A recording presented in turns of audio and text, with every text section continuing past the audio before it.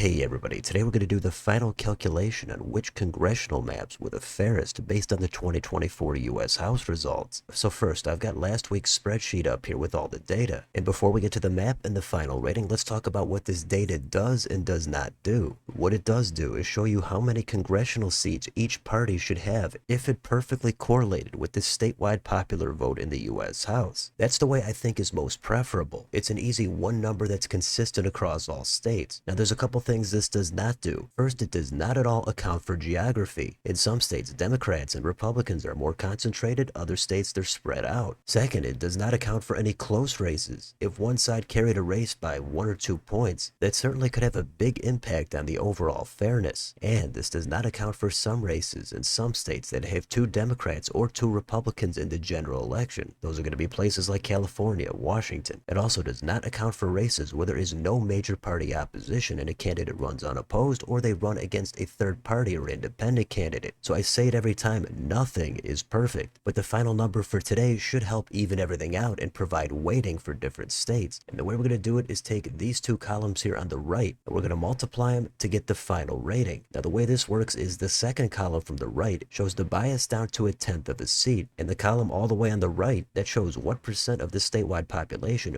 would be captured in that district bias number. So even though there's always a few people that think I should have done it a totally different way, and I mentioned what this data does not account for, this final number will at least tell us what percent of the population of that state is not being accounted for in their representation. For example, Alabama, just a 2/10 of a seat bias, and that's only 2.8% of the population, so that's going to be extremely low. So these numbers are just going to give you some guidance on which states are better or worse, because as I already said, some states the numbers are going to be a little bit skewed, and you also have to factor in geography in some of these states. But with all that said, let's get to the map and fill out the states. So we're going to quickly fill these states out one at a time. And this time, the shading for the darkest colors are going to be a total bias of 50% or more. The middle colors are going to be 30 to 49.9. The lighter colors are going to be 10 to 29.9. The lightest shading or the tilt margins are going to be 5 to 9.9. And anything under a 5% bias is going to be colored in green. So let's do it. Let's go from good to bad. We're going to start with the states that had the lowest bias, the most balanced states, under a 5% bias, with an absolute perfect rating of 0.0%. It's going to be Minnesota. That state has 8 congressional districts. Dems have 4, Republicans have 4, and overall in the statewide popular vote in the US House, it was also very close to a 50-50 split. So a perfect rating there for Minnesota. The next states that are just barely worse than that are going to be Louisiana,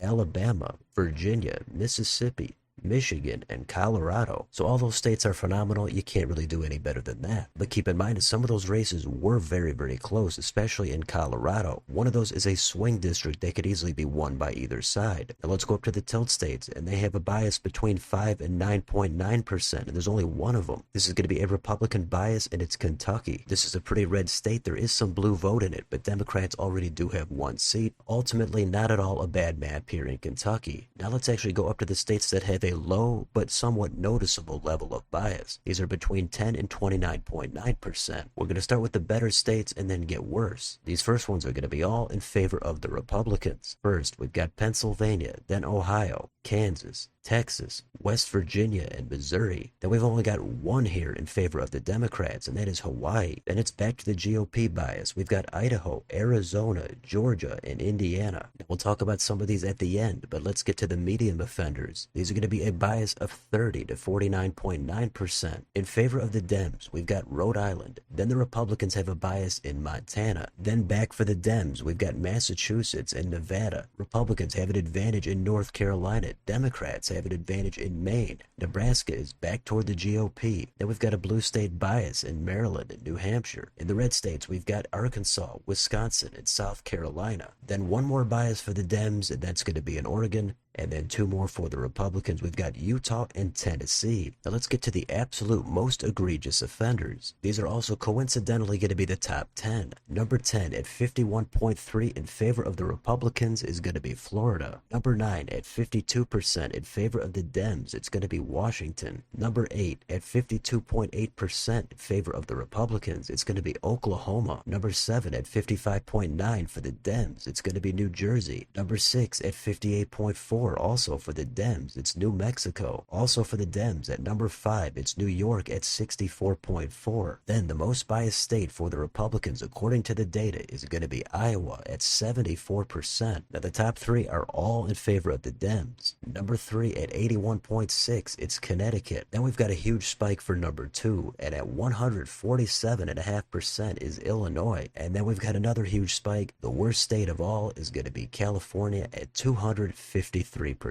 So with the data here much better weighted in terms of population, we can see Republicans do a lot of damage in small to medium states. Their biggest offender is Iowa. That's because there's only 4 seats and there is a lot of blue vote there, but Dems control none of those seats. Now, as I said, it does not account for close margins, and 2 of those seats are pretty close. But that state is even worse than Oklahoma, where there's 5 seats and Dems also have 0 of them. That's because Oklahoma is a redder state. The big offender of the big states for the Republicans is Florida. It's definitely worse than Texas. And I've said it over and over, but keep in mind some of these districts have the numbers skewed because there's only one major party in the general election. But even with that said, Texas is just not that horrible of a map based on the overall partisan vote in that state. Dems could stand to gain 1, maybe 2 seats there to have it perfectly line up, but there's just more blue vote in Florida than Texas that's just not being represented, at least based on the 2024 results. Now, as for the Democrats, they do much heavier damage in the bigger states. Based on this, Illinois is a terrible map. Republicans technically should have 5 more seats if everything was perfect, but California massively outdoes Illinois. There's 52 seats there. Democrats got about 60% of the vote, Republicans just under 40, but there's a more than 11 seat gap there for the Dems. Given there's so many seats, there is a ton of Republican vote there that's not getting any representation whatsoever. Now, it is a blue state. Do I think it has to be completely perfect? No, I don't. But even with that said, Republicans should have at least 3 or 4 more seats here, if not 6 or 7. Republicans did make a lot of gains in blue states, but in California they lost seats even with that gain. Again, there are some districts in some states that have no major party opposition to the general election. Some of those are in Illinois and Massachusetts. So this is not going to account for that. In some states only have 2 districts. There it might be tougher to have a perfect balance depending on where that vote is. That's where the geography comes in, and this does not account for that. But plenty of other states genuinely have terrible geography on their maps. Illinois is always one that comes to mind at the top of the list. But you could talk about North Carolina, Arizona, Nevada, Oregon. There's definitely some bias in these states, but most of the low to medium state biases would be corrected if the other party gained 1 more seat. That's going to be in a place like Arkansas, Nebraska, Nevada. So this is not the be all end all. This is just to give you some idea of where there's a lot of vote that is not being accounted for in those final congressional results. But pretty much any state in the top 10 I think is going to be an unfair map. Once you go down to the middle states, it's going to be debatable depending on the geography, etc. So we'll close it out here with the full list of the most bias. This is everything we already covered. California at the top. That's going to be all the way here on the right. The other data is just the 2 columns from the right on the last spreadsheet multiplied out. So this is not explicitly about gerrymandering, although it does give you a pretty good idea. If you're looking for proportional representation,